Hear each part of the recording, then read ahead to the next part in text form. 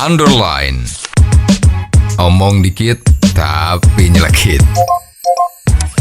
Bersama Om Bob.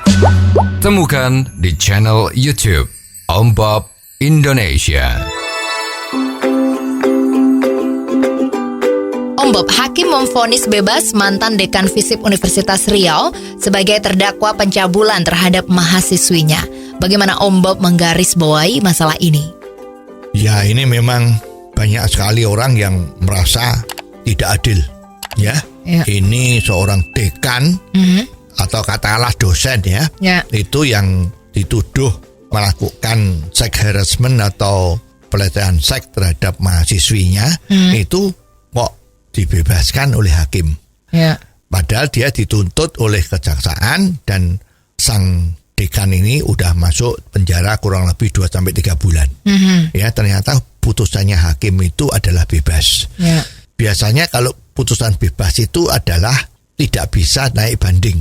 Ya, jadi artinya pihak kejaksaan nggak bisa banding karena memang diputus bebas. Nah, ini menimbulkan banyak pertanyaan dan rasa ketidakadilan.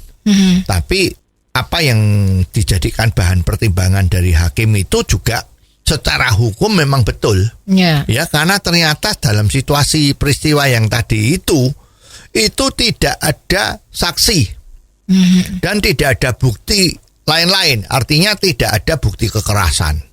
Tidak ada saksi lain yang kelihatan dan mengetahui kalau ini terjadi kejadian-kejadian seperti itu.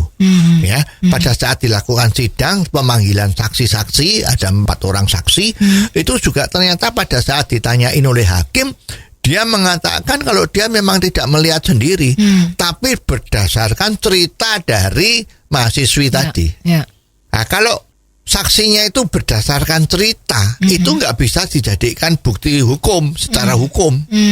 Harus melihat ya, atau bagaimana? Pokoknya kalau saya tahu karena diceritakan oleh sama saksi pelapor, itu terus dijadikan bukti, itu memang secara hukum tidak bisa.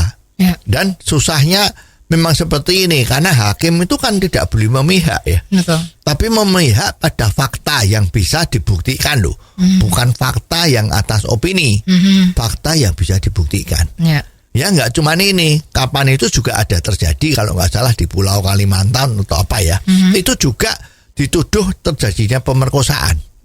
Ya, pemerkosaan, tetapi visum dari dokter itu mengatakan bahwa bukti-bukti terjadinya luka di anunya ya, yang diperkosa itu adalah sudah kejadian lama. Berarti kan bukan pada saat itu. Nah, itu juga susah untuk dijadikan bukti. Dan kebetulan juga tidak ada saksi yang melihat. Ya, jadi memang ini memang susah. Jadi oleh sebab itu yang diperlukan adalah jangan sampai terjadi terus lapor. Kalau lapor tetapi tidak ada saksi, itu juga susah karena memang harus ada bukti-buktinya. Lah, saksi itu bisa jadi bukti kalau memang dia lihat. Ya, melihat itu bisa jadi bukti. Nah, oleh sebab itu yang paling bagus adalah pencegahan.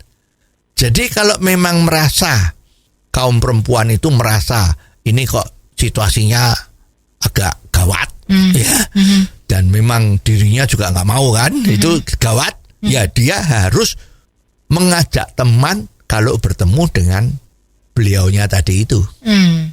Ya, jadi jangan sendirian. Dengan adanya teman itu artinya ada bukti. Nah, bukti ini saksi yang lapor, buktinya ini dari teman yang menjadi saksi. Saksi korban melapor, saksi ini yang menjadi saksi, itu sah. Itu bisa memang betul menjadi bukti. Ya, jadi ini yang harus diperhatikan. Jadi yang penting pencegahan, jangan sampai terjadi baru dilaporkan tapi nggak ada saksinya, itu repot. Dan memang sang dekan tadi itu memang karena diputus bebas, sebetulnya dia jadi dirugikan karena dia tidak terbukti. Nah, itu memang statusnya dia harus direhabilitasi. Maka putusan dari pengadilan itu juga harus direhabilitasi.